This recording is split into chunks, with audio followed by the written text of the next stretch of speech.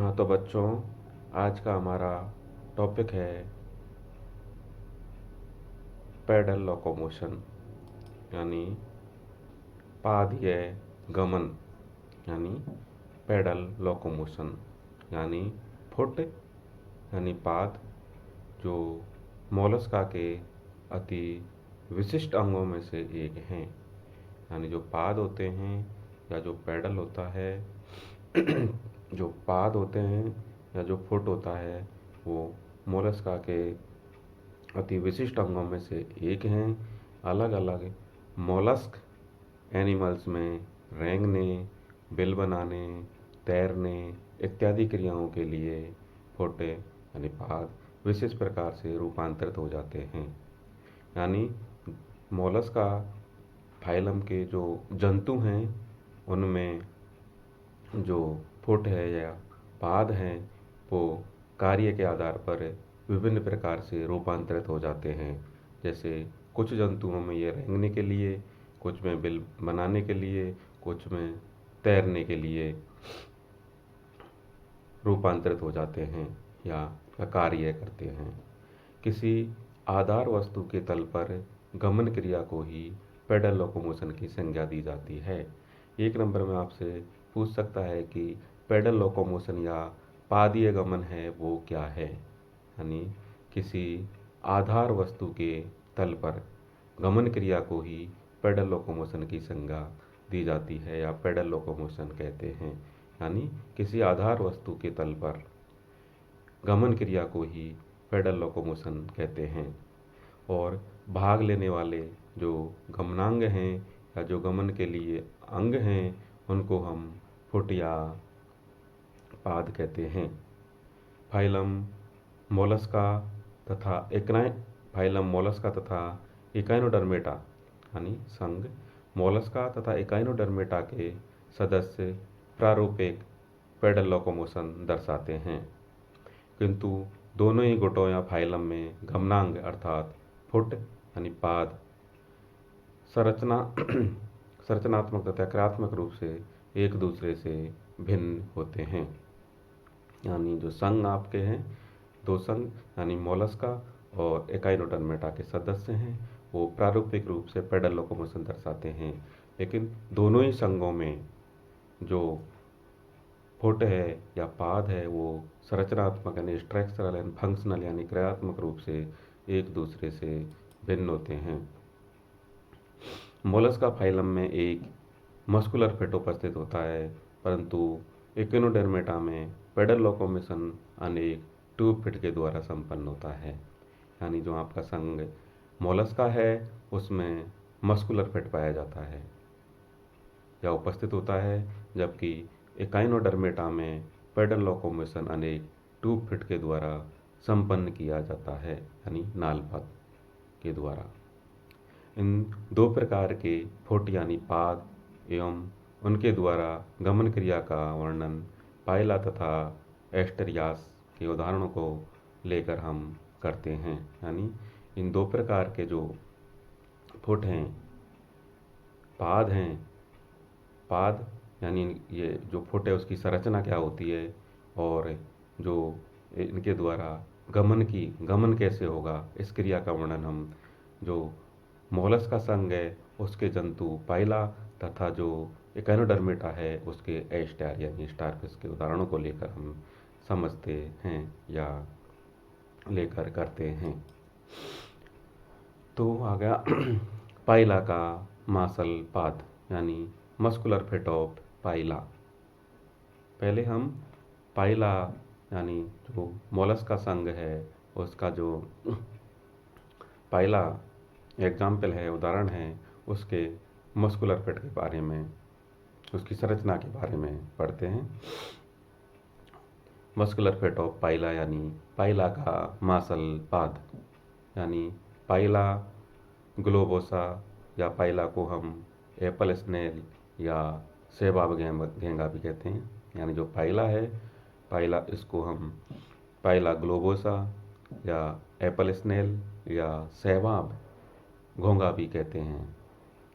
स्वच्छ जल के तालाबों, झीलों, धान के खेतों तथा दलदल में पाया जाता है। यानी ये स्वच्छ जल के ये जो सोर्स हैं, स्रोत हैं, जैसे तालाबों में, झीलों में, धान के खेतों में, दलदल में पाया जाता है, जो अपने शरीर पर उपस्थित कैल्शियम कार्बोनेट के बने कवच में से अपने पेडल फुट को निकाले रहता है। जो अपने शरीर पर उपस्थित कड़े कैल्शियम कार्बोनेट, यानी जो कैल्शियम कार्बोनेट का कठोर कवच पाया जाता है के बने अपना जो पेडल फुट है, यानी जो मासल पाद है, उसको निकाले रहता है एवं सतह पर अपंकी चिन्ह छोड़ते हुए आगे बढ़ता है। अवपंकी यानी मॉस्कोस, यानी ये सतह पर जिस सरफेस पर ये आगे बढ़ता है, उस सतह पर अवपंकी यानी मॉस्कोस चिन्ह छोड़ते हुए आगे बढ़ता है। शरीर पर यह भाग अत्यंत बड़ा, पेशीय एवं त्रिभुजाकार होता है। यानी जो पाइला है उसमें जो फुट है, यानी जो पाद है, वह शरीर का यह भाग अत्यंत बड़ा होता है, यानी यह पार्ट बहुत बड़ा होता है, पेशीय होता है एवं संरचना में ये त्रिभुजाकार होता है, जो शीर्ष भाग के नीचे उपस्थित होता है। त्रिभुज का नुकीला भाग पीछे की ओर उन्मुक्त होता है तथा इसका नुकीला भाग है वो पीछे की ओर उन्मुख होता है। फुट या पाद की निचली सतह पर धूसर व चपटी तलवे के समान होती है। फुट फुट होता है, पाद है, उसकी निचली सतह है वो धूसर व चपटी तलवे के समान होती है। फुट है, पाद है, उसकी निचली सतह वो धूसर तथा चपटी तलवे के समान, जो अपना पैर का तलवा होता है ऐसे चपटी तलवे के समान होती है, जो रेंगने के काम आती है तथा ऊपरी सतह पर चकत्ते पाए जाते हैं। निचली सतह धूसर होती है, चपटी होती है, तलवे के समान होती है, जो रेंगने के काम आती है तथा ऊपरी सतह है वो चकत्तेदार होती है।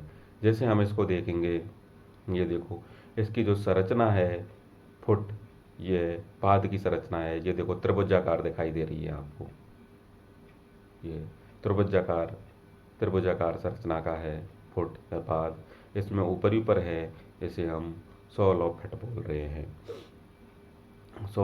बोल रहे हैं। ये इसका ओपरकुलम, ये इसकी सील, ये इसका हेड होता है और ये इसका लेफ्ट साइफन होता है। इसके अपोजिट साइड में इसका राइट साइफन होता है और ये यहाँ इसका ये माउथ होता है और ये लेफ्ट का है, ये से फर्स्ट टेंटिकल्स होता है। ये दो ऊपर वाले मुख के साथ में फर्स्ट टेंटिकल्स होते हैं तथा ये दो इसके सेकंड टेंटिकल्स होते हैं।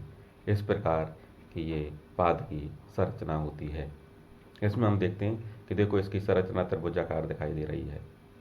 ये इसका सोल ऑफ फुट हो गया, यानी पाद का सोल हो गया, निचली सतह हो गई उसकी, तथा ये सील हो गई, सेल हो गया, ये हेड हो गया, ये इसकी आई हो गई, आंखें हो गई, ये इसका माउथ हो गया, ये इसके टेंटिकल्स हो गए दो, ये इसके सेकंड टेंटिकल्स हो गया, ये लेफ्ट साइड का लेफ्ट साइफन हो गया और ये राइट साइड का इसका राइट साइफन हो गया।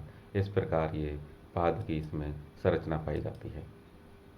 जो फुट है, फुट की यानी पाद की डोर्सल सरफेस पर यानी पृष्ठ सतह पर एक कड़ा ओपरकुलम यानी प्रच्छद होता है, जो फुट को सिकुड़ने पर कवच के मुख को बंद कर लेता है।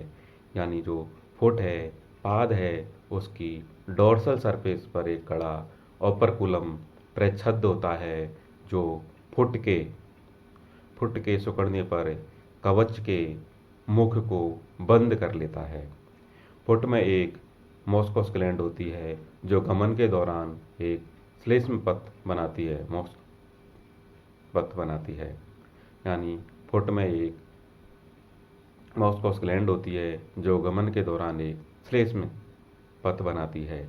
फुट यानी पाद में पेशीय तंतु लंबे आड़े फैले रहते हैं, जिनके कारण ये काफ़ी सिकुड़ फैल सकता है। यानी जो फुट होता है उसमें जो पेशीय तंतु हैं यानी मस्कुलर फाइबर हैं, लंबे आड़े फैले रहते हैं, लंबे आड़े फैले रहते हैं, जिनके कारण यह काफ़ी सिकुड़ व फैल सकता है।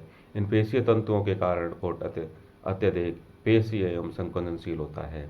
इन्हीं पेशीय तंतुओं यानी मस्कुलर फाइबर्स के कारण जो आपका फुट है, पाद है, वो अत्यंत पेशीय एवं संकुचनशील होता है। पेशियों के सिकुड़ने एवं फैलने के कारण लहरें या तरंगें उत्पन्न होती हैं, जो इनको गमन के लिए मुख्य शक्ति प्रदान करती हैं। यानी पेशियों के सिकुड़ने एवं फैलने के कारण में लहरें या तरंगें उत्पन्न होती हैं, जो गमन के लिए मुख्य शक्ति प्रदान करती हैं। पाइला के फुट को 3 भागों में बांटा जा सकता है, या विभेदित कर सकते हैं या बांट सकते हैं। अगला जो पेशीय भाग होता है उसे प्रोपोडियम बोलते हैं। पिछला जो प्राच्छद युक्त भाग होता है उसको मेटापोडियम बोलते हैं, और मध्य का भाग है वो मीजोपोडियम कहलाता है। यानी जो पाइला का फुट है उसको हम 3 भागों में विभाजित करते हैं। अगला जो पेशीय भाग होता है उसको प्रोपोडियम बोलते हैं। पिछला प्रच्छद युक्त भाग होता है उसे मेटापोडियम बोलते हैं, और मध्य का भाग है वो मीजोपोडियम होता है। इस तरह जो पाइला है उसके जो फुट है, पाद है, उसकी संरचना इस प्रकार की होती है। धन्यवाद।